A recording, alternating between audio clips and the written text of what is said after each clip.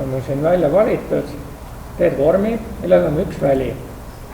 Sinna saab sisestada ainult täisarve, ühe täisarvu korraga, ja kahest väiksemate arvu sinna sisestada ei saa.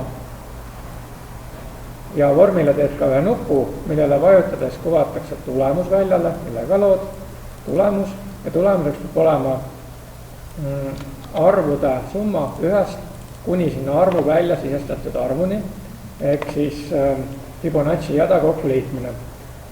Ja teostad selle lahenduse tsükliga. Näiteks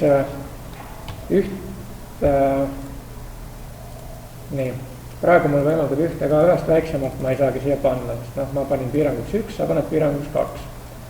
Et kui on 1, liidab kokku on 1, kui on 2, siis on tulemuseks 3, sest 1 plus 2 on 3. Kui on 3, siis on tulemuseks 6, sest 1 plus 2 plus 3 on 6. Ja nii edasi. Et selline asi siis tuleb nüüd teha.